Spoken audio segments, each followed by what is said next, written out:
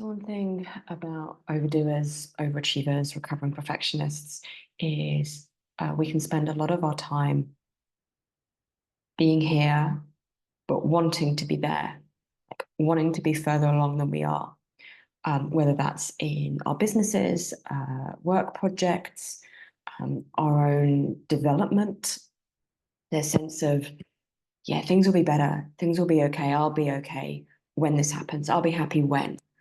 And so we're constantly living in this like projected future state. We get lost in continuous doing, constantly thinking about what's next on the to-do list, what's next, what is the next course that I'm going to do, what's happening next year, what's happening in this next moment, what else do I have to do later on today?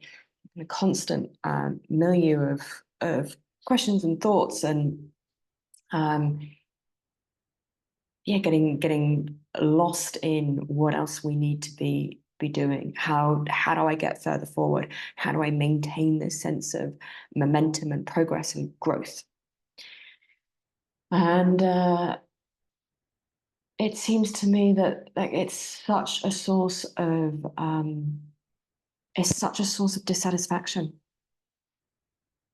such a source of stress.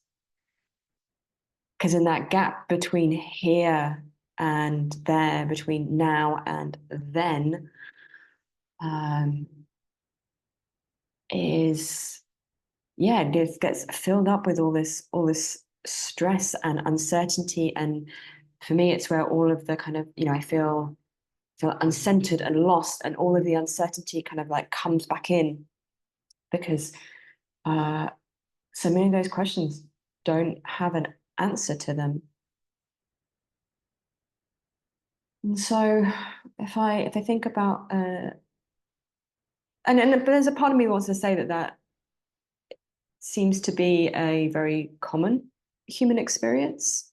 Um, I I don't I don't understand enough about how human brains work to say whether it's normal. I know that the way our brains function is inherently predictive, um, constantly trying to kind of manage our body's energy budget. So there's part of our brain that is at least always looking towards always to the future.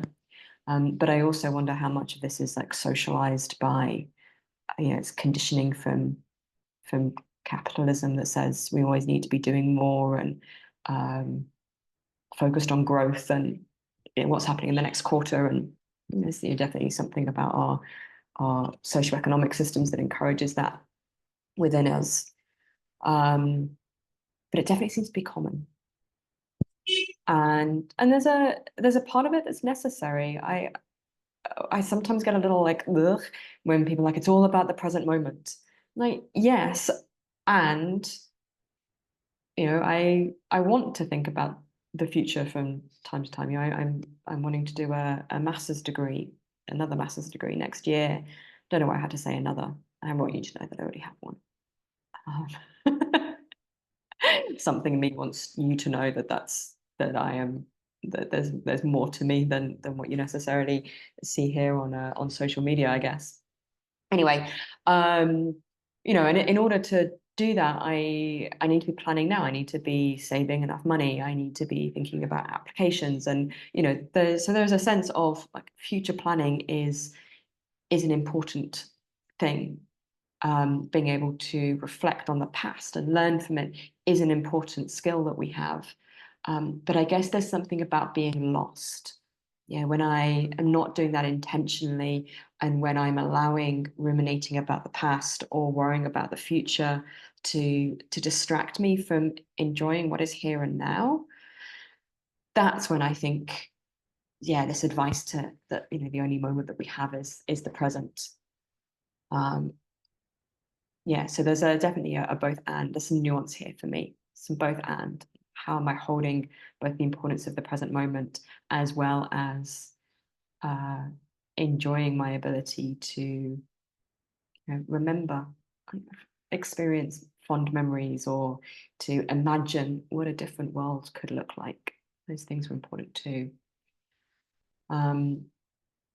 But that then made me thinking about, well, like how do I not do that? How do I not get lost in that in that in that tendency.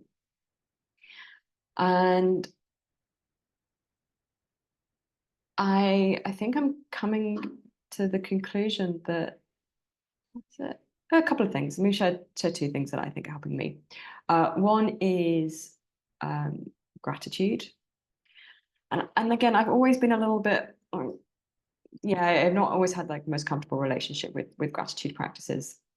But since diving into the work of the Reconnects and Joanna Macy's work in recent months, I've really come to understand how resourcing gratitude can be. That no matter what else is going on in my life, I can always choose to see the world through grateful eyes and reflecting on what I'm appreciating, what I'm grateful for, who I'm grateful to, um, is a beautiful way for me to start to notice the detail in my life again. And that really helps me kind of anchor back into the present. So that's one way. And the other is through my body, like somatic practice. As much as our brains are able to think about the past or the future, it seems to me that sensation uh, only exists in the present moment. Um, and so connecting to physical sensation, noticing the way that the floor feels underneath my feet, the temperature, the texture of it, noticing the way my weight is balanced through my body onto my cushion. All of those things are a little reminder to come back to the here and now. I say not because I think it's inherently better. Is it better? I don't know. I'm not sure. I'm still figuring this one out for myself. But there's definitely here and now is where the action is. Like here and now is where I get to enjoy my life, what it is to be in the experience of it, rather than constantly anticipating and impatiently waiting for the experience of it. I know when I'm doing that, when I'm wanting to be further along than I am, that I always forget to enjoy it because there's always another thing. Whenever I arrive where I think I'm going, I always have one eye on the next thing. So I never get to enjoy it. So for me, enjoyment, pleasure, that sense of fulfillment, that's the thing that happens in the present moment. So I hope that's useful. I'd love to hear what your do you have tips and tools that help you kind of ground into the present and not get lost in the continuous doing? Yeah, please share below and I'll see you next time.